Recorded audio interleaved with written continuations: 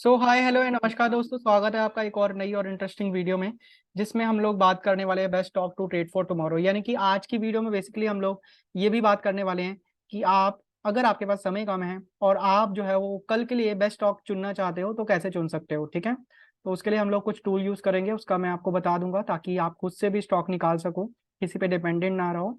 ठीक है, थोड़ा सा हम लोग बात कर लेते हैं निफ्टी बैंक निफ्टी में आज क्या हुआ। एक्सपायरी डे था, बेसिकली मंथली एक्सपायरी था, तो क्या हुआ, कैसे ट्रेड किया जा सकता था। जिन लोग भी हमें यूट्यूब पे फॉलो करते हैं गाइस, तो आपको पता है कि ये जितने भी लेवल्स हैं निफ्टी के या बैंक निफ्टी के, ये मैंने लगभग जो है मार्केट जब यहाँ पर था, यानी कि 17 मार्च या फिर 16 मार्च है ना, लगभग जो है वो 15-20 दिन पहले से ये लेवल ड्रॉ किए हुए हैं। ठीक है, और आपको पता है कि ये लेवल जो है वो एज अ रेजिस्टेंस बिहेव करते हैं अगर मार्केट नीचे से अप्रोच कर रहे हैं, और अगर वो ब्रेक हो जाता है तो वो एज अ सपोर्ट बिहेव करते हैं। ठीक है, सो निफ्टी में सबसे पहले हम लोग बात करेंगे कि आज क्या हुआ।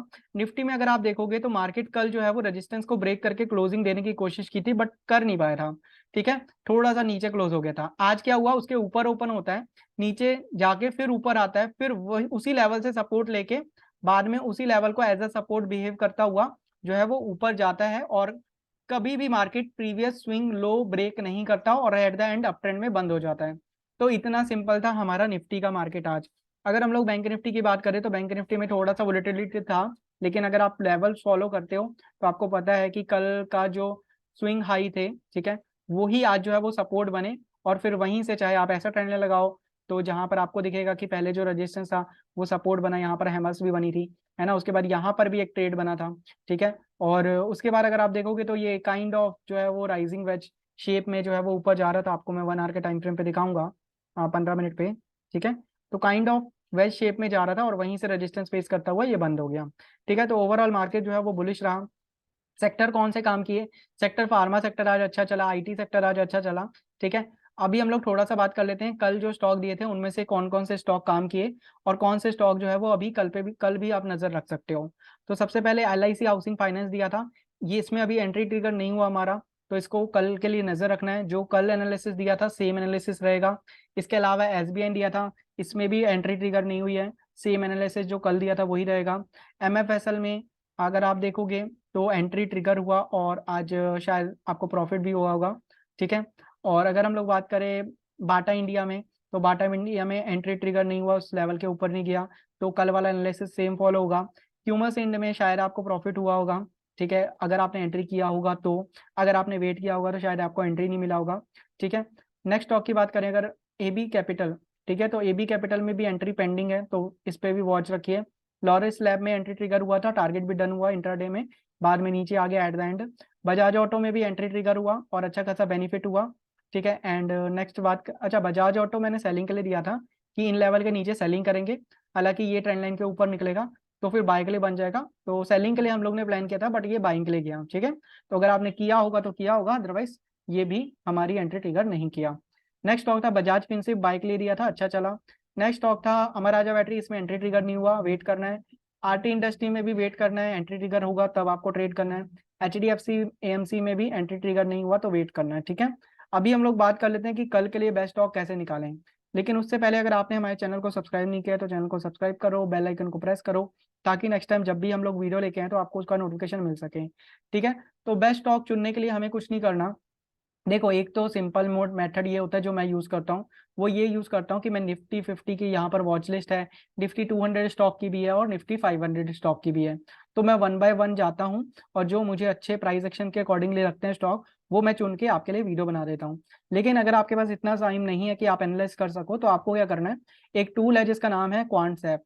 क्वांट्स ऐप का लिंक जो है वो मैं डिस्क्रिप्शन में दे रहा हूँ, उस पर क्लिक करके आप इस वेबसाइट पे आ जाओगे, साइन अप कर लीजिएगा अपनी ईमेल आईडी के साथ। और अगर आप यहाँ पर प्रीमियम बाय करते हो, हालांकि स्टार्टिंग में आपको बाय करने की जरूरत नहीं है, बट इन फ्यूचर क्योंकि काफी सारे फीचर जो है वो बहुत ज्यादा इंपॉर्टेंट है और इनका कोई प्रीमियम चार्ज बहुत ज्यादा भी नहीं है, तो अगर आप प्रीमियम बाय करते हो तो नीचे प्रोमो कोड दे दूंगा, उसमें आपको जो है वो डिस्काउंट मिल जाएगा, आई थिंक 1000 to 2500 तक का। ठीक है, तो वो यूज कर लीजिएगा।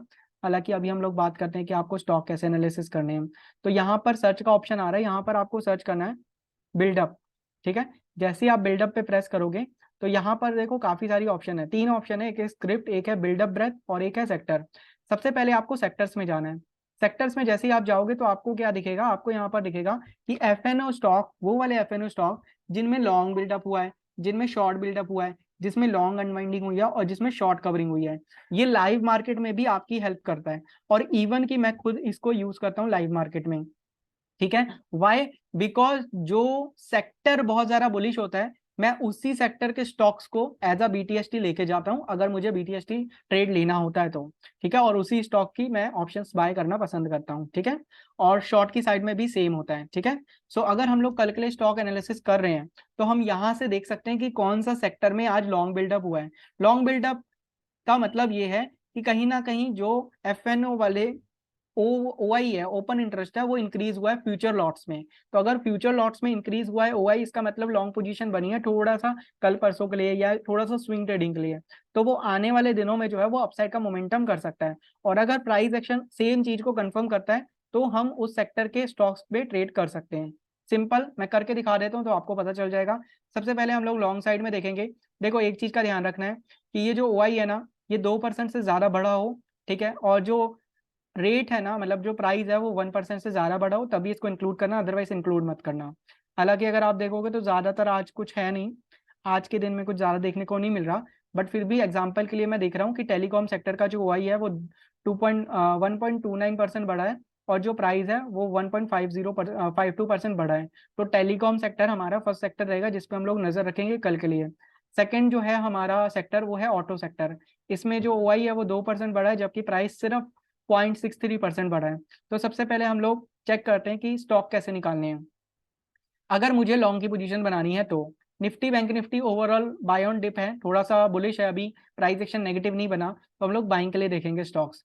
तो मैंने देख लिया कि सेक्टर जो है वो ऑटो सेक्टर अच्छा रह सकता है निफ्टी में, और टेलीकॉम सेक्टर अच्छा रह सकता है।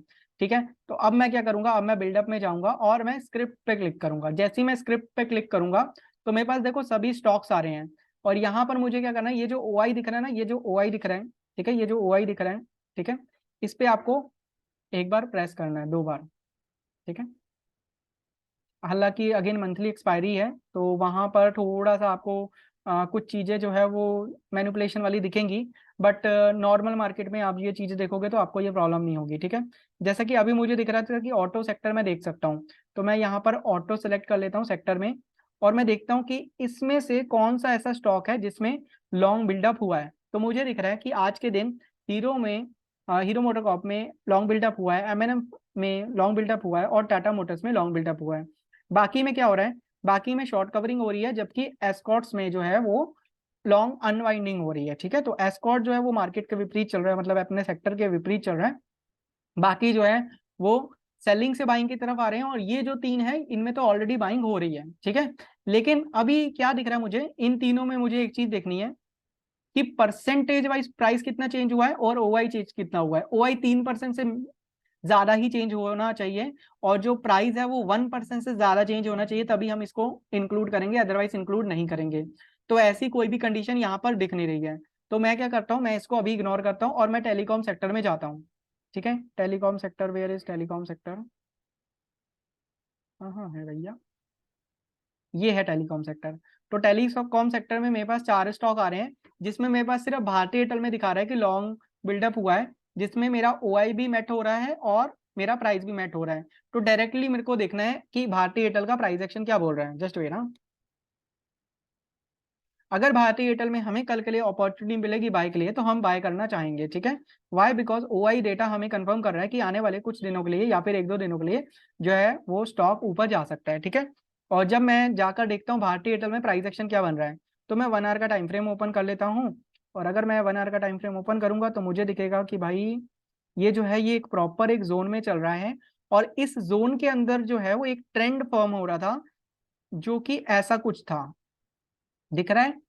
ये देखो, ये ट्रेंड लाइन को रिस्पेक्ट करता हुआ मार्केट जो है वो इस ट्रेंड लाइन को ही रिस्पेक्ट करता हुआ गिर रहा था बार बार, और फाइनली इस ट्रेंड लाइन के पास आके इसने कंसोलिडेशन किया और उसका ब्रेकआउट कर दिया, यानी कि प्राइस एक्शन के अकॉर्डिंगली ये क्या हो गया, ये बाय ऑन डिप बन चुका है स्टॉक अभी के लिए। हालांकि डेफिनेटली जो सुपर बुलिश होगा वो इस लेवल के ऊपर होगा, लेकिन स्टिल ट्रेंड लाइन के अकॉर्डिंगली इन जो स्विंग्स का ब्रेकआउट हो चुका है, तो हम लोग इसको बाय ऑन डिप रख सकते हैं। ठीक है, सो कहीं ना कहीं ऐसे करके हम जो है वो स्टॉक निकाल सकते हैं। जैसे अब भारती एयरटेल है, तो भारती एयरटेल मुझे सिंपल दिख रहा है कि बाय ऑन डिप है, ठीक है। तो कल के दिन अगर मान लो भारतीय एयरटेल में अगर आपको कोई भी बाइंग अपॉर्चुनिटी मिलती है तो आप भारतीय एयरटेल को ट्रेड करने का सोच सकते हो। ठीक है। सो इस तरह ये तो हमने सिर्फ एक स्टॉक निकाला, इसी तरह आप और भी स्टॉक निकाल सकते हो। हालांकि मैंने मैक्सिमम स्टॉक जो है वो कल आपको एनालिसिस करके दिए हुए हैं, तो जिनकी एंट्री ट्रिगर नहीं हुई है तो ज्यादातर तो आप वही रखेगा। बट अगर मान लो कि आपको खुद से करना है, खुद से स्टॉक निकालने हैं, तो आप इस टूल की मदद से निकाल सकते हो, इस तरह जिस तरह मैंने अभी एक निकाल के दिखाया। इसी तरह जो है वो आप शॉर्ट साइड के भी निकाल सकते हो। और याद रखिएगा, ये कोई शॉर्टकट नहीं है कि आपको आज मैंने बताया और कल से आ गया, इसका भी आपको प्रैक्टिस करना पड़ेगा। ठीक है। हो सकता है कि आज भारतीय एयरटेल जो है वो अच्छा चल जाए, उसके बाद दूसरे दिन आप कोई स्टॉक एनालिसिस करो वो अच्छा चल जाए, लेकिन इसका मतलब ये नहीं कि ये कोई 100% ऐसा कोई ट्रिक है, ये ट्रिक नहीं है, जस्ट एक डेटा है जिसकी मदद से हम कुछ अच्छे स्टॉक निकाल सकते हैं। लेकिन याद रखिएगा कि डेटा हमें सिर्फ बताएगा कि उन स्टॉक को जाके देखो, हमें देखना है, और अगर प्राइस एक्शन कंफर्म करेगा तभी हम उनको बाय करेंगे, अदरवाइज नहीं करेंगे। ठीक है।